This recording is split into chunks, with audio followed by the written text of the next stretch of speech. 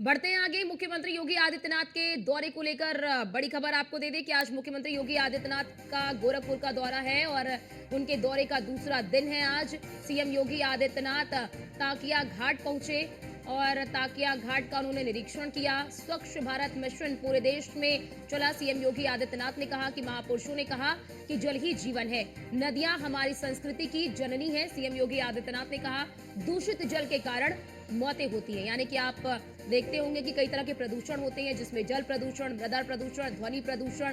तो जो जल प्रदूषण है, तो प्रदूषित जल की वजह से कई मौतें होती हैं। कई बार आप देखते हैं कि गंदा पानी पीने की वजह से लोगों की मौत हो जाती है।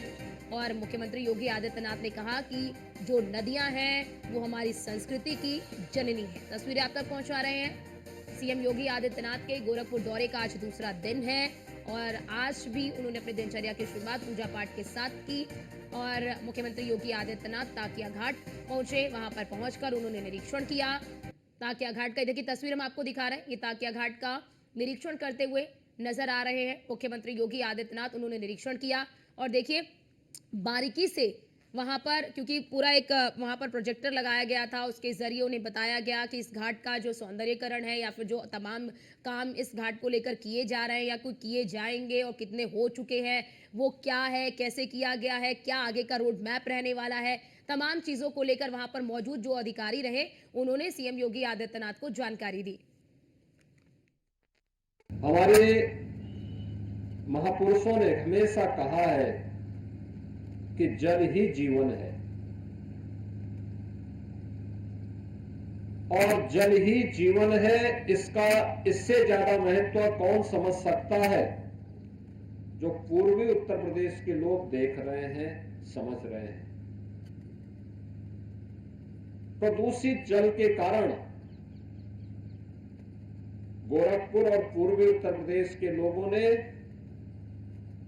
1977 से लेकर 2017 तक 50,000 से अधिक मासूम बच्चों को दम तोड़ते हुए देखा है।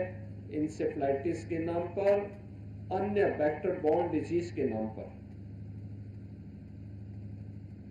इन विषाणु जनित बीमारियों के कारण होने वाली मौत का कारण प्रदूषित जल था, गंदगी थी। हम सब आभारी हैं पहले प्रधानमंत्री मोदी जी के, जिनकी प्रेरणा से स्वच्छ भारत मिशन पूरे देश के अंदर लागू हुआ। हर व्यक्ति को शुद्ध पेयजल की आपूर्ति करनी है। इसके लिए भी शहरी क्षेत्र में अमृत मिशन और ग्रामीण क्षेत्र में जल जीवन मिशन प्रारंभ हुआ। हर घर नल के माध्यम से घर घर तक शुद्ध पेयजल उपलब्ध कराने के कार्यक्रम प्रारंभ हुए। लेकिन अब जो हमारे पास जल है यह शुद्ध रहे, इसके लिए हमने नदियों पे ध्यान नहीं दिया, तालाब और पोखरों पर ध्यान नहीं दिया। जहां आप देखो, जिस नदी को देखो प्रदूषित है, जिस तालाब को देखो प्रदूषित है।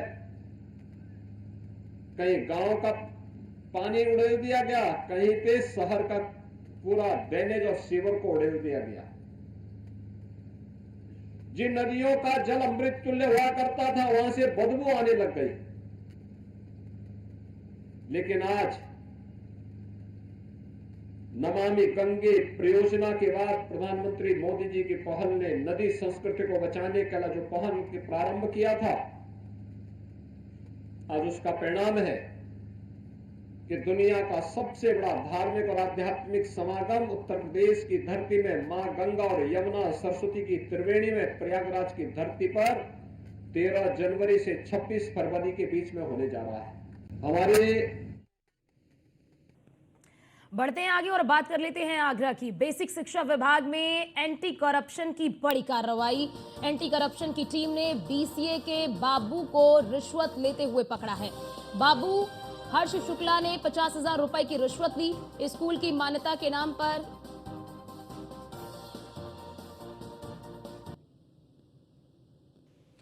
और सीधे आपको लेकर चलते हैं गोरखपुर, जहां पर इस वक्त मुख्यमंत्री योगी आदित्यनाथ क्या कुछ कह रहे हैं, सुनते हैं। और उस क्रम में हर जनपद में पर्याप्त मात्रा में कंबल वितरण का कार्य हमारे जनप्रतिनिधियों के माध्यम से हो रहा है। धर्मार्थ संस्थाएं भी आगे आ रही हैं। सरकार अगर किसी पहल को आगे बढ़ा रही है तो समाज का हर तबका भी इसमें बढ़ चढ़ करके भाग लेता है। इसके पीछे हर जरूरतमंद के साथ हम उसकी विपत्ति के समय खड़े हो सके, यही होता है। और वह पवित्र भाव आज झलकता हुआ दिखाई दे रहा है। ये भीषण शीतलहरी है, अगले कुछ दिनों तक यह चल सकती है। सावधानी और बचाव से ही हम लोगों को एक स्वस्थ जीवन जीने के लिए प्रेरित कर सकते हैं। खुले में कोई न रहे।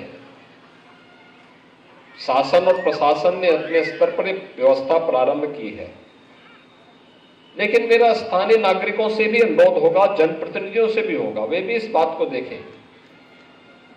बहुत सारे लोग होते हैं जो शहरी क्षेत्र में आते हैं, अपने काम धंधा करने के बाद वापस नहीं जा पाते हैं तो कहीं आश्रय लेकर के विश्राम करने लगते हैं। इतनी भीषण शीतलहरी में किसी व्यक्ति को फुटपाथ पर, सड़क के किनारे, खुले स्थान पर रहने के लिए मजबूर न रहना पड़े। या बहुत सारे लोग ऐसे हैं जो मानसिक रूप से कमजोर होते हैं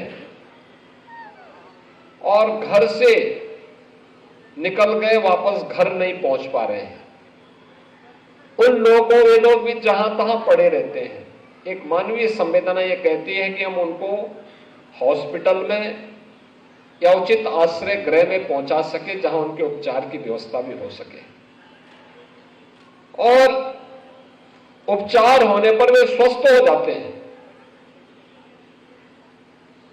बहुत सारे ऐसे होते हैं जो शहरी क्षेत्र में काम धंधा ढूंढने के लिए आए हैं। कोई रिक्शा चला रहा है, कोई सब्जी बेच रहा है, कोई ठेला लगा रहा है, लेकिन उसके पास कोई आश्रय नहीं होता, इतनी कमाई नहीं होती उसकी प्रतिदिन की वह की कोई कमरे को किराए पे ले सके। उन लोगों को भी आवश्यकता पड़ने पर ऐसे आश्रय गृहों पर हमें रखने की व्यवस्था करनी चाहिए। सुरक्षा का ध्यान आज के दिन पर सबसे महत्वपूर्ण है।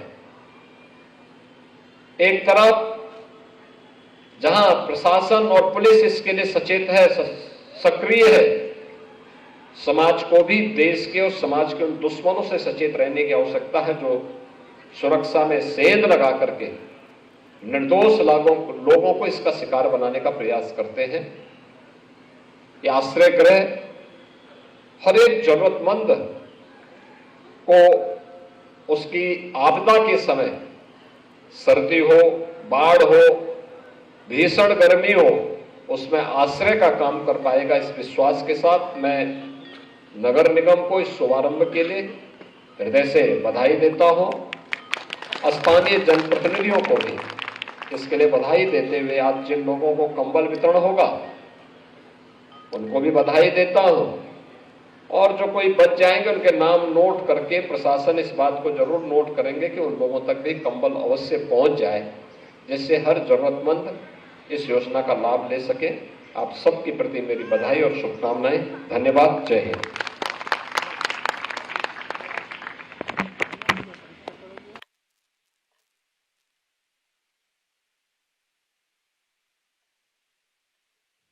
तो आप सुन रहे थे मुख्यमंत्री योगी आदित्यनाथ को, जिन्होंने कहा कि मानसिक रूप से कमजोरों की मदद करे, कोई भी खुले में ना सोए। उनके लिए जो रैन बसेरे हैं, उन रैन बसेरों का इंतजाम किया गया। मुख्यमंत्री योगी आदित्यनाथ ने रैन बसेरों का उद्घाटन किया और साफ तौर पर बताया कि किस तरह से साफ तौर पर आप देखते हैं क्योंकि ठंड बढ़ रही है और ठंड बढ़ने की वजह से कई सारे ऐसे लोग हैं जो निराश्रित हैं, जिनके सिर पर छत नहीं है। ऐसे में वो लोग ठंड से उनको तकलीफ ना हो, उनको ठंड से बचाने के लिए रैन बसेरों का इंतजाम किया गया। एक तस्वीर आपको दिखा रहे हैं, कंबल वितरित करते हुए नजर आ रहे हैं मुख्यमंत्री योगी आदित्यनाथ। देखिए कंबल, उसके साथ खाना भी है, कंबल भी है और खाना है, यानी कि जो भोजन है वो भी है। और देखिए महिलाएं हैं, जो बच्चे हैं, उन्हें दुलार करते हुए नजर आते हैं मुख्यमंत्री योगी आदित्यनाथ। बच्चों के प्रति भी मुख्यमंत्री योगी आदित्यनाथ का बेहद प्रेम जो है वो नज़र आता है। आप देखेंगे कि बच्चों के प्रति काफ़ी मुख्यमंत्री योगी आदित्यनाथ जो है कि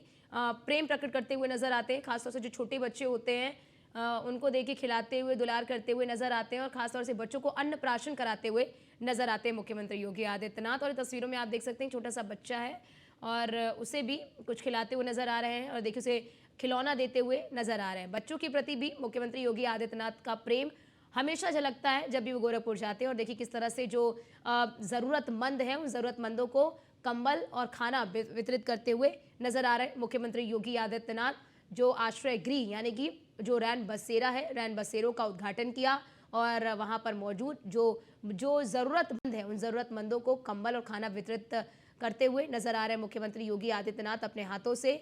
और कहीं ना कहीं देखिए यही जो कार्य है मुख्यमंत्री योगी आदित्यनाथ के कि प्रदेश का कोई भी जो व्यक्ति है वो किसी भी जाति का हो, किसी भी समुदाय का हो, किसी भी वर्ग का हो, सबके प्रति मुख्यमंत्री योगी आदित्यनाथ की समान भावना होती है कि कोई भी व्यक्ति खुले में ना सोए। ठंड सबको लगती है, वो किसी जाति धर्म संप्रदाय का नहीं होता, वो इंसान है। और मुख्यमंत्री योगी आदित्यनाथ सभी को एक ही चश्मे से देखते हैं। और ये देखिए ये तस्वीर अपने आप में बहुत कुछ बयां करती है कि मुख्यमंत्री योगी आदित्यनाथ जरूरतमंदों को कंबल वितरित करते हुए नजर आ रहे हैं। तो मुख्यमंत्री योगी आदित्यनाथ के नज़रों में सभी एक समान है। उनकी जो जनता है, प्रदेश की जनता, सभी उनके लिए समान है और सभी को एक समान ही कहीं ना कहीं उनके साथ वो व्यवहार भी करते हैं। और देखिए जो ज़रूरतमंद है उनको कंबल वितरित करते हुए नजर आ रहे हैं मुख्यमंत्री योगी आदित्यनाथ।